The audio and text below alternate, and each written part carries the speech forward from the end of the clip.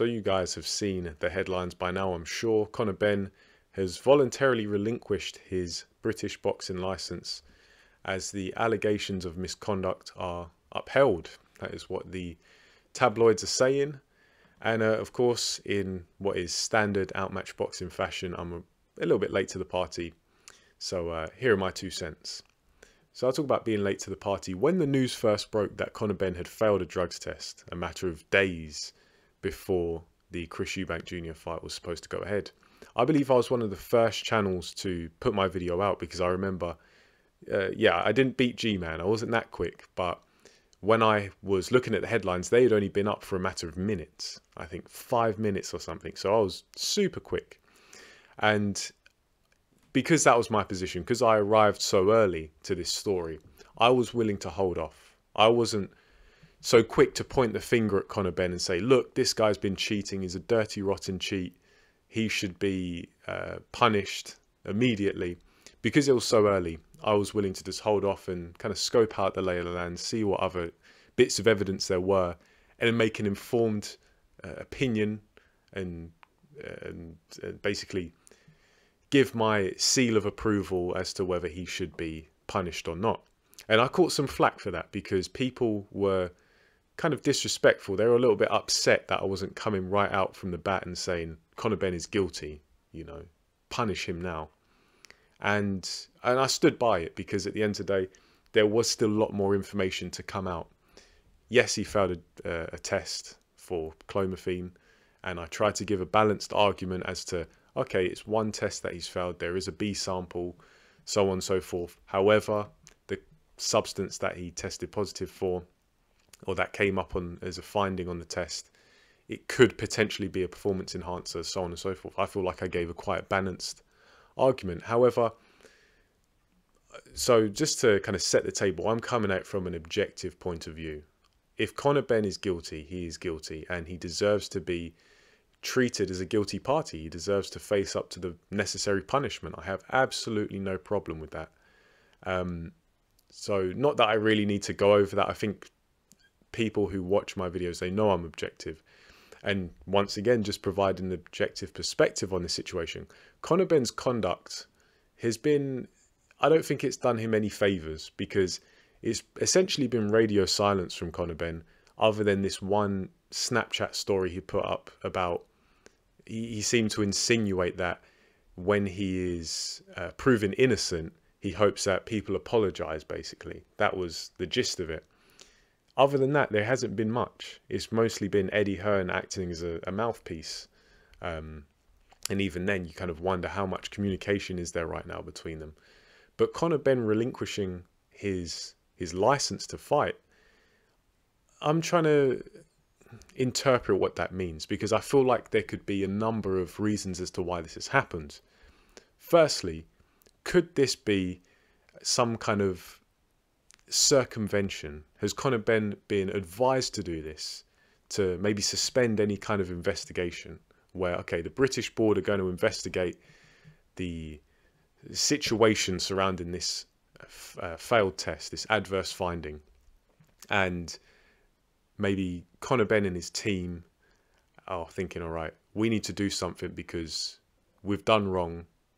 There is no hiding it. They're going to find it eventually. How can we suspend it? How can we delay it? Relinquish your boxing license. Is that, I'm not sure, I'm not entirely clued up on the legalese of terms and conditions of being a licensed fighter. Is it as soon as your license is suspended, or you relinquish it, no investigation can proceed? If that's the case, then, you know, some cynical parties may say that's the only reason why he's doing it, is because he wants to stop, he wants to nip any investigation in the bud before it's even started. Because if he does so, that kind of, it's not a good look, because I feel like the boxing public are still going to look at this and they're going to think, okay, that's fishy. If you're really innocent, why don't you just see it out? Just face the firing squad, because if you're innocent, you know, you just have to prove your innocence. See what I mean? It's like the truth usually comes out in these situations, kind of, hopefully. But then it's like you have a bad look and then you have a worse look. And a worse look would be, okay, if he maintains his license and the British Boxing Board of Control carry out this investigation, conclude that he has cheated, and then he's labelled with the stone cold label of being a cheater. Or it could just remain a grey area maybe, and some people give him the benefit of the doubt, others don't. You know, if you're in that situation, you're going to go for the lesser of two evils. But then, is Conor Benn relinquishing his license? Could that be an admission of guilt to the point where, you know what, he knows he's done wrong, assuming he has. You know, there hasn't really been a concrete answer. Us in the boxing fraternity, the reason why this is intriguing is because there are no answers. People have their theories and whatnot, but it's still largely up in the air, this situation, and the verdict, which way it's going to go. But imagine if you're in the shoes of Conor Benn and you know you've done wrong, assuming you have, as I say, and you know it's only a matter of time until the boxing board find out and the news hits the headlines of you being a cheat. What happens if you just preempting, you're just like, you know what, I'm going to lose my license anyway, I'm going to receive a ban, I'm going to be suspended anyway, why not just relinquish it?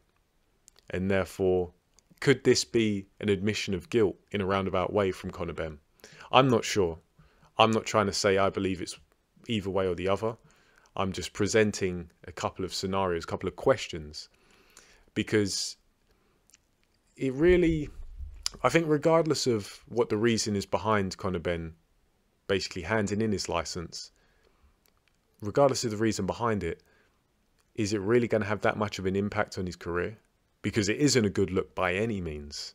This is not going to do his public image any good. Because Conor Benn was really starting to get a bit of he was starting to become a little bit of a fan favourite, especially amongst the casuals.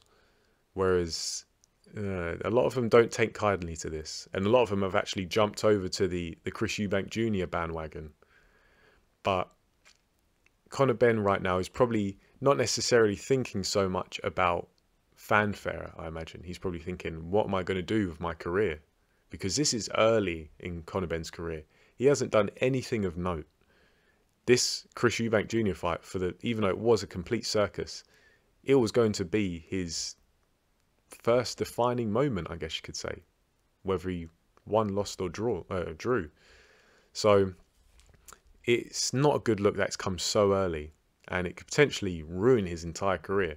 But then with these boxing licenses, because there are so many sanctioning bodies, or governing bodies rather, there's nothing really to stop Conor Benn, not that I know of, from going to another country, relocating for his fights.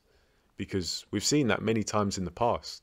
Probably the most famous example is, of course, with David Haye and Derek Chisora, because their British boxing licenses were suspended, but they ended up getting licenses from Luxembourg, I believe. They still fought in London, but with boxing licenses from Luxembourg. So it's not that difficult to circumvent a ban in one country or a suspension in one country. So, as I say, I'm just reporting the news, but with I feel like an extra scenario, an extra consideration in terms of Conor Benn. Is he doing this as an admission of guilt, and he just wants to get it out the way and then move on to, I don't know, fight in another territory, fight in the States or something, kind of rebuild from there? Which I think, if that's his thought process, that's going to be a tough ask. That's going to be a tough ask indeed, because nobody in the States really knows Conor Benn, and if they do, they don't rate him particularly highly from what I've seen. So he's going to be in the lion's den, and obviously that brings into question the kind of fragmented nature of governing bodies. And okay, a guy's banned in all these different territories, but you can fight freely here. It's a bit of a grey area, of course, in boxing. So yeah, I'm obviously presenting this. I'm not trying to say I'm going either way or the other. I haven't made my mind up, but I just want to present you with an extra scenario, an extra question. Do you think Conor Benn is doing this as an admission of guilt in a roundabout way without coming out and saying it? But for now, let me know what you think in the comment section below. This situation really is a mess. It truly is a mess. It's not a good look for boxing. But at the end of the day, news is a bit dry these days, and this seems to be the biggest story. So let me know what you think in the comment section down below. I'll get back to you. But for now, thanks for listening, and I'll catch you in the next video.